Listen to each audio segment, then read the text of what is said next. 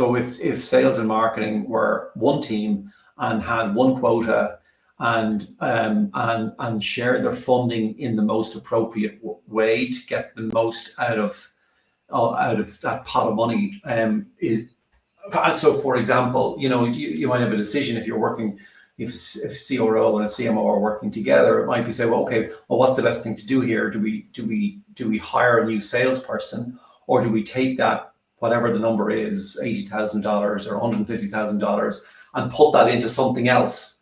And it comes down to knowing what your numbers are, what's the cost of acquisition, what's the lifetime value you're generating. These type of things, they inform that decision. But in a lot of cases, people just think that by hiring another salesperson, like the simple maths to do is if we want to do 10 million and one salesperson does 1 million, we just need to hire another 9 of those and we'll do 10 million. But like it doesn't work like that. So you need to. So that's, I suppose, if sales have the power, more of a voice at the leadership table, and there isn't that kind of coherent thinking, coherent strategy, they'll just hire that salesperson, and then there'll be more pressure on marketing to deliver leads for that salesperson. So yeah. I love that. I love how you broke that down for us. When you said the sales and the marketing leaders need to get on the same page, and I paraphrased there, but the sales and the marketing leaders need to have a conversation and make the right decision with the spend. That seems exactly right to me. And when you think about a corporate structure, so many of those people are vying for themselves, especially at the top and when you get to the top. And at the top and when you get to the top, there's way less competition. And the competition is the other people around you.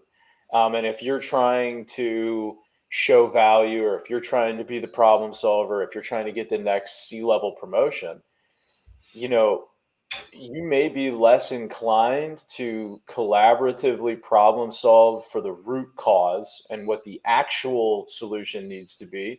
And you might say, well, I'm going to hire this sales guy and I'm going to say that the marketing team's not getting us enough or whatever.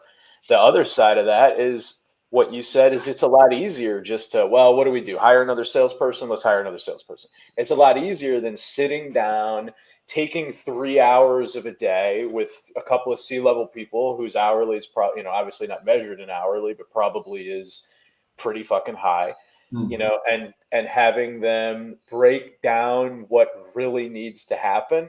A lot of companies first of all, a lot of companies' structures don't want to waste that time and money to get it right. And then there are a lot of people that would rather be competitive than get on the same page. And then there's a lot of circumstances where people just don't know and they're going fast and trying to problem solve quickly.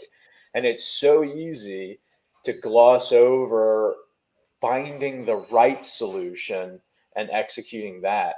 And when you're talking about get your marketing leader and your sales leader together and look at what is marketing producing, what is sales producing. Do you not need to hire another salesperson and not spend extra money on marketing, but actually need to better train the salespeople you have because you're only converting on 20% of your sales and the industry average is 45%? Or, similarly, are your salespeople converting 90% when industry average is 60%? But you're producing leads at a rate that's way lower than you should be.